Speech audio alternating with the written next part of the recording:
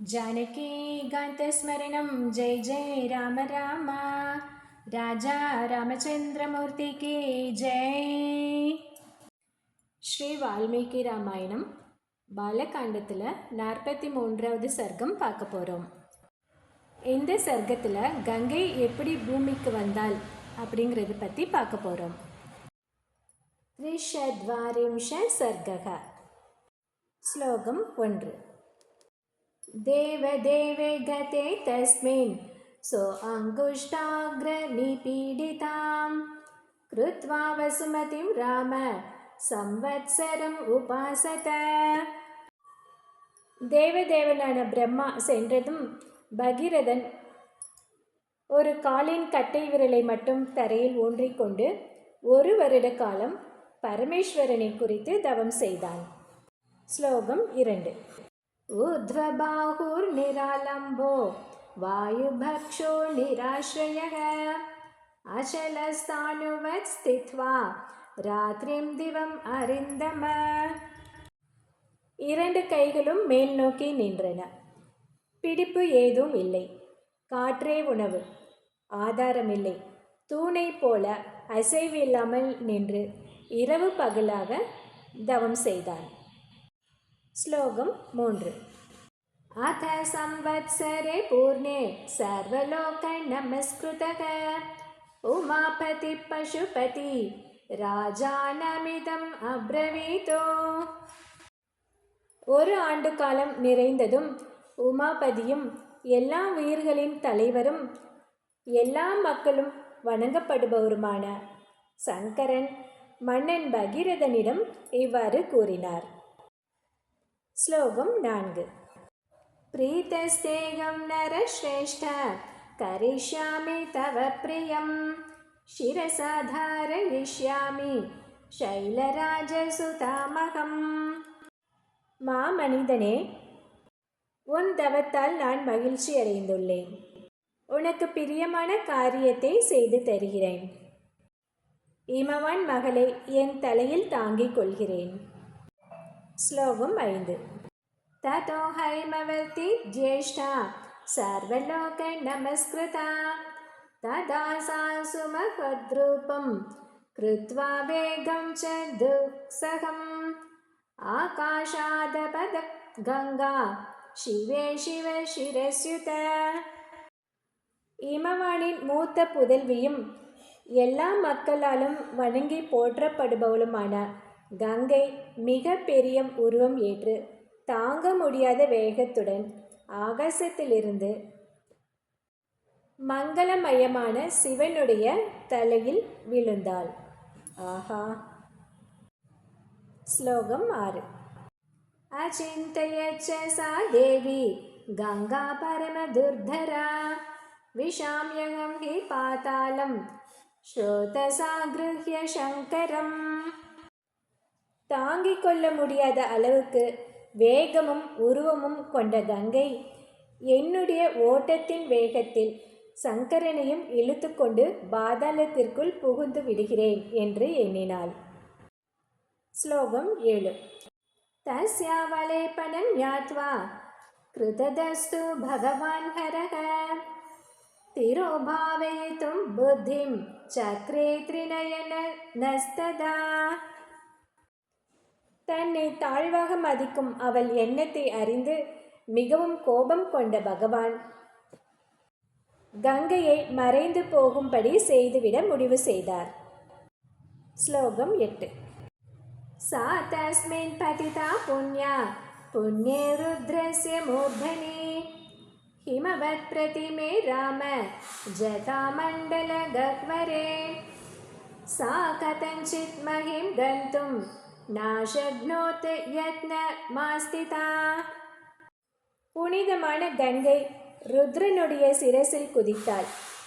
இமாலயத்தை போன்று வெகு விஸ்தாரமாக இருந்த அவருடைய சதைக்கற்றை என்ற குகைக்குள் நுழைந்த அவள் எவ்வளவோ முயன்றும் எவ்விதத்திலும் பூமிக்கு செல்ல சக்தியற்றவள் ஆனாள். ஸ்லோகம் 9. நைவ நிர்கமனம் லேபே ஜடாமண்டல மோகிதா तत्रैवाभं प्रमध्ये देवी संवत्सरगणान् बहून्. சடை கூட்டத்தில் திக்கு திசை புரியாமல் சிக்கித் தவித்த அவள் வெளியே வரும் வழியை காணவில்லை. அநேக ஆண்டு காலம் சடைமுடியிலேயே சுற்றி திரிந்து கொண்டிருந்தாள். ஸ்லோகம் 10. தாம பஷ்யன் புனஸ்தத்ர தபः பரமமாஸ்திதः சதேன தோஷிதஸ்சாபூத் அத்யர்த்தம் ரகுநந்தன. ரகுநந்தனே, சங்கரனின் சடையில் புகுந்த கங்கை வெளியே வர முடியாததால் பகீரதன் மறுபடியும் கடுமையான கட்டுப்பாடுகளுடன் தவம் செய்தான். பரமசிவன் மிகவும் மனமகிழ்ச்சி அடைந்தார். ஸ்லோகம் 11. விசசர்ஜ ததோ கங்காம் ஹரோ பிந்து சரப்ரதி தஸ்யாம் விஸ்ருஜ்யமானாயாம் சப்த ஸ்ரோதாம்சி ஜங்கிரே. பிறகு பிந்துசரஸ் என்ற நீர்நிலையில் பரமேஸ்வரன் கங்கையை பாயவிட்டார். அவளை விட்டவுடன் அங்கு 7 பிரிவுகளாக நீரோட்டங்கள் ஏற்பட்டன. ஸ்லோகம் 12. க்லாதினி பாவனி சைவ நளினி ச ததா பரா திஸ்ர பிராச்சிம் திஷம் ஜக்மோர் கங்கா சிவ ஜலா சுபாகா. கங்கையின் புனிதமான நீரை கொண்ட க்லாதினி, பாவனி, நளினி என்ற 3 ஆறுகளும் கிழக்கு நோக்கி சென்றன. ஸ்லோகம் 13. சுசக்ஷுஷைவ சீதா ச ஹிந்துஷைவ மகாநதி திஸ்ரஸ்வேதா திஷம் ஜக்மூர் பிரதீஜீம் து சுபோதகாக. தெல்லிய நீரை கொண்ட சுசக்ஷு, சீதா, மகாநதியான சிந்து ஆகிய 3 நதிகளும் மேற்கு திசையை நோக்கி சென்றன. ஸ்லோகம் 14. ததைவாலக நந்தா ச விஸ்ருதலோக பாவனி சப்தமே சான்வகாந்தாசாம் பகீரதம் மதோ நிருபம். அவைகளுள் 7வதான உலகத்தை புனிதமாக்கும் அலகானந்தா என்ற கீர்த்தி பெற்ற ஆறு மன்னன் பகீரதனை பின்தொடர்ந்தது. ஸ்லோகம் 15. பகீரதோபி ராஜர்ஷிர் திவ்யம் சந்தனமாஸ்திதः பிரயாதக்ரே மகா தேஜா கங்காதம் சாப்யனோவ்ரஜத். ராஜரிஷியான பகீரதன் தெய்வீக ஆற்றல் கொண்ட ரதத்தில் ஏறி வழிகாட்டிக்கொண்டு முன்னதாக சென்றான். கங்கை மிகவும் கம்பீரமாக அவன் வழியில் பின்தொடர்ந்து சென்றாள். ஸ்லோகம் 16. ககனாத் சங்கர சிரஸ்ததோ தரணி மாகதா வியசர்பத ஜலம் தத்ர பிரதிஷப்த புரஸ்கிருதம். ஆகாயத்திலிருந்து சங்கரன் தலைக்கு வந்த அவள் பின்னர் பூமிக்கு வந்தாள். பேரிரைச்சல் எழுப்பியவாறு வேகமாக அவள் பிரவாகித்து கொண்டிருந்தாள். ஸ்லோகம் 17. மத்ஸ்ய கச்சப சங்கைச்ச சிம்சுமார கணேஸ்ததா பதத்பி பதிதை ஷான்யை வியரோச்சத வசுந்தரா. மீன்கள், ஆமைகள், முதலைகள் கூட்டம் கூட்டமாக அதனுடன் விழுந்தன. நீர்வாழ் மற்ற பிராணிகளும் கங்கையில் கலந்து விழுந்ததால் பூமி மிகவும் அழகாக காணப்பட்டது. ஸ்லோகம் 18. ததோ தேவர்ஷி கந்தர்வா யக்ஷசித்த கணாஸ்ததா யலோகயந்த தே தத்ர ககனாத்காம் கதாம் ததா. அப்போது தேவரிஷி, கந்தர்வ, யட்ச சித்தர்கள் கூட்டமாக வந்து ஆகாயத்திலிருந்து பூமிக்கு சென்றுவிட்ட கங்கையை பார்த்தார்கள். ஸ்லோகம் 19. விமானைர் நகராகாரைர் ஹயேர் கஜவரைஸ்ததா பாரிப்ளவகதைஷாபி தேவதாஸ்தத்ர விஷ்டிதாஹ. பட்டணம் போல் விசாலமான விமானங்களிலும் உத்தமமான குதிரை யானைகளிலும் வந்த அவர்கள் பேராச்சரியத்துடன் அங்கே நின்று கொண்டார்கள். ஸ்லோகம் 20. தமத்புததமம் லோகே கங்காபதனமுத்தமம் தித்ருக்ஷவோ தேவகணாஹ சாமீயுரமி தௌஜசக. இணையற்ற ஆற்றலுடைய தேவர்கள் கங்கை பூமியில் விழுகின்ற அற்புதத்தை காண்பதற்கரிய காட்சியை காண விரும்பி கூட்டம் கூட்டமாக வந்து குழுமினார்கள். ஸ்லோகம் 21. சம்பதத்பிசுரகணாஸ் தேஷாம் சாபரணௌஜசா ஷதாதித்யம் இவ பாதி ககனம் கதைத்தோயதம்.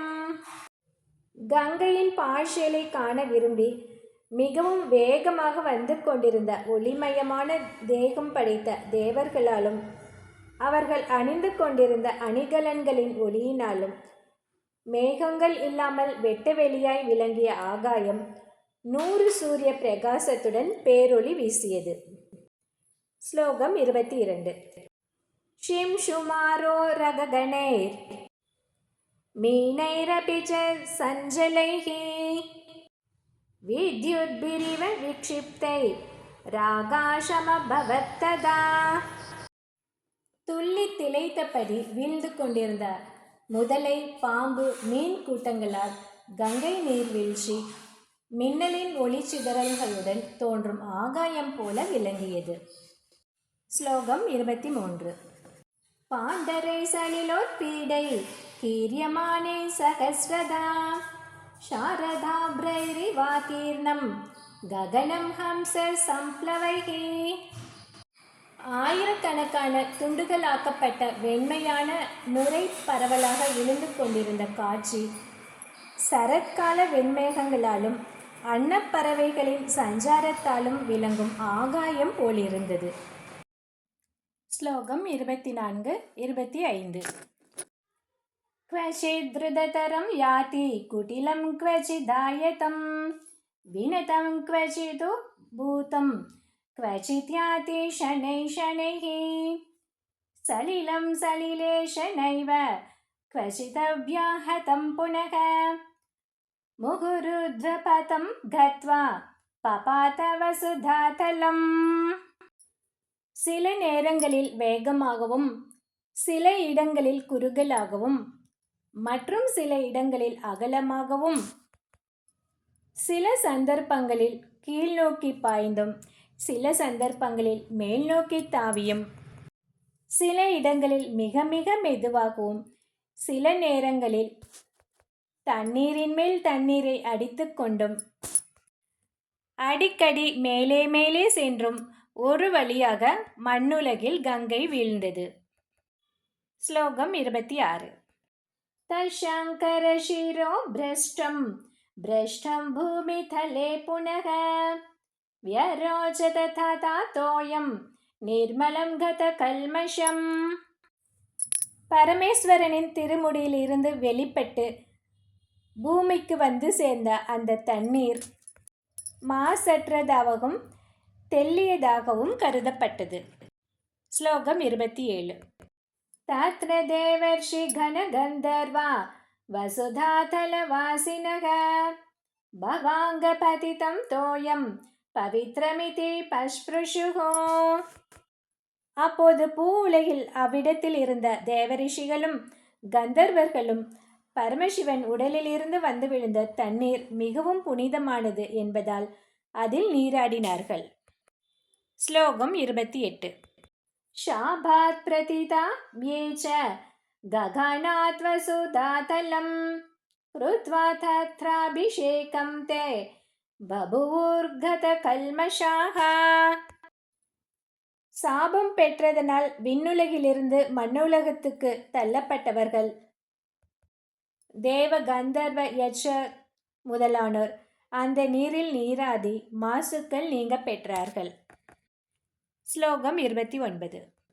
தூத பாபா புனஸ்தேன கங்காதோ ஏன பாஸ்வதா புனராகாசமாவிஷ்ய ஸ்வாம் லோகான் பிரதிபேதிரே. தூயதான கங்கையில் மூழ்கி எழுந்தவர்கள் பாவம் நீங்கியவர்களாக சாப விமோசனம் பெற்று ஆகாய மார்க்கமாக மீண்டும் தத்தம் உலகங்களை அடைந்தார்கள். ஸ்லோகம் 30. முமுதே முதிதோ லோகஸ் தேன தோயேன பாஸ்வதா கிருதாபிஷேகோ கங்காயாம் பபுவ விகதக்லமக. தெளிவான ஒளி வீசும் அந்த தண்ணீரால் உலகம் மகிழ்ந்து கழித்தது. மக்கள் கங்கையில் மூழ்கி நீராடி பாவம் நீங்க பெற்றார்கள். ஸ்லோகம் 31. பகிரதோபி ராஜர்ஷிர் திவ்யம் ஸ்யந்தனமாஸ்திதः பிராயாதக்ரே மகாதேஜாஸ் தம் கங்கா புருஷ்டதோன்வகாத். பராக்கிரமசாலியான ராஜரிஷி பகீரதன் தெய்வீகமான ஒரு தேரில் அமர்ந்து முன்னே செல்ல அவனுக்கு பின்னால் கங்கை தொடர்ந்து சென்றது. ஸ்லோகம் 32, 33. தேவாஷர்ஷி கண சர்வே தைத்ய தானவ ராட்சசாக கந்தர்வ யக்ஷ பிரவராக சகின்னர மகோரகாக சர்வாஷாப்சரசோ ராம பகீரத ரதானுகாம் கங்காமன்வகமன் பிரீதாக சர்வே ஜல ஷராஷயே. தேவ முனி அசுர அரக்க கந்தர்வ யட்ச கிண்ணர உரக அப்சர கூட்டங்களும் எல்லா நீர்வாழ் பிராணிகளும் பகீரதனுடைய ரதத்தின் பின்னால் சென்று கொண்டிருக்கும் கங்கையை மனம் நிறைந்தவர்களாக பின்தொடர்ந்து சென்றார்கள். ஸ்லோகம் 34. யதோ பகீரதோ ராஜா ததோ கங்கா யசஸ்வினி ஜகாம சரிதம் ஸ்ரேஷ்டா சர்வ பாப பிரணாசினி. எங்கெங்கெல்லாம் மன்னன் பகீரதன் சென்றானோ அங்கெல்லாம் புகழ் பெற்றவளும் ஆறுகளில் முதன்மையானவளும் எல்லா பாவங்களையும் அழிப்பவளுமான கங்கை சென்றாள். ஸ்லோகம் 35. ததோ ஹி யஜமானஸ்ய ஜக்னோரத்புத கர்மணः கங்கா சம்ப்ளவயாமாஸ யன்யவாதம் மகாத்மனः. போகும் வழியில் அபார சக்தி வாய்ந்தவரான ஜன்ஹு யாகம் செய்து கொண்டிருந்தார். கங்கை தன் பிரவாக வேகத்தால் மகிமை பொருந்திய அவருடைய வேள்வி சாலையை நீரில் மூழ்கடித்தாள். ஸ்லோகம் 36. தஸ்யா வளைப்பணம் ஞாத்வா க்ருத்தோ யஜ்வாது ராகவ அபிபஜ்ஜ ஜலம் சர்வம் கங்காயா பரமாத்புதம். ராமனே, யாக தீட்சையில் இருந்த அவர் அவளுடைய செருக்கை தெரிந்து கொண்டு கங்கையின் நீர்ப்பெருக்கு முழுவதையும் குடித்து விட்டார். அடடா, என்ன அற்புதம்! ஸ்லோகம் 37. ததோ தேவாஸ கந்தர்வா ருஷயஸ்ய சுவிஸ்மிதாக பூஜயந்தி மகாத்மானம் ஜக்னும் புருஷ சத்தமம். அப்போது அதை கண்டு தேவ கந்தர்வ முனிவர்கள் மிகவும் ஆச்சரியமடைந்து புருஷ சிரேஷ்டரும் தயவு நிறைந்தவருமான ஜன்ஹுவை பிரார்த்தித்தார்கள். ஸ்லோகம் 38. கங்காம் ஷானுனயந்தி ஸ்ம துஹித்ருத்வே மகாத்மனக ததஸ்துஷ்டோ மகாதேஜா ஸ்ரோத்ராபியாம் அஸ்ருஜத் புனக. கங்கை உங்கள் மகள் போன்றவள் என்று நயந்து கூறினார்கள். அதனால் மனம் மகிழ்ந்த அவர் தன் செவிகள் வாயிலாக கங்கையை வெளிப்படுத்தினார். ஸ்லோகம் 39. தஸ்மாத் ஜக்னு சுதா கங்கா ப்ரோச்யதே ஜக்னவீதி ச ஜகாம ச புனர் கங்கா பகீரத ரதானுகாஹ. அது முதற்கொண்டு ஜன்ஹுவின் மகள் என்று பொருள்படும் ஜான்ஹவி என்ற கங்கை அழைக்கப்படலானாள். மீண்டும் பகீரதனின் ரதத்தை தொடர்ந்து சென்றாள் கங்கை. ஸ்லோகம் 40. சாகரம் சாபி சம்பிராப்தா சா சரித் பிரவராயதா ரசாதலம் உபகச்சத் சித்தியர்த்தம் தஸ்ய கர்மணஹ. ஆறுகளில் தலைமையான கங்கை கடல் எல்லை வரை சென்று பகீரதன் எடுத்துக்கொண்ட முயற்சி நிறைவேறுவதற்காக பாதாளம் சென்றாள். ஸ்லோகம் 41. பகீரதோபி ராஜர்ஷிர் கங்காமாதாய யத்னதः பிதாமகான் பஷ்ம கிருதான பஷ்யதீன சேதனः. ராஜரிஷி பகீரதன் மிகவும் முயன்று கங்கையை கொண்டு வந்து சாம்பலாக கிடந்த பாட்டனார்களை மிகவும் துயரத்தோடு பார்த்தான். இவர்களுக்கு இத்தனை காலம் வரை நல்ல கதி கிடைக்கவில்லையே என்பதால் துயரம். ஸ்லோகம் 42. அத தத்பஸ்மனாம் ராஷிம் கங்காசலிலமுத்தமம் ப்ளாவயத்தூத பாப்மானக ஸ்வர்க்கம் பிராப்த ரகுத்தம. ரகுகுல தோன்றலே, சாம்பல் குவியல் மேல் கங்கை நீரை பொழிந்தான். பாவங்கள் நீங்க பெற்றவர்கள் ஸ்வர்க்கத்தை அடைந்தார்கள். இவ்வாறாக பாலகாண்டத்தின் 43வது சர்க்கத்தில் பகீரதனின் முயற்சியால் கங்கை பூமிக்கு வந்ததை பார்த்தோம். ஜானகி காந்த ஸ்மரணம். ஜெய் ஜெய் ராம ராமா. ராஜா ராமச்சந்திரமூர்த்திக்கு ஜெய்.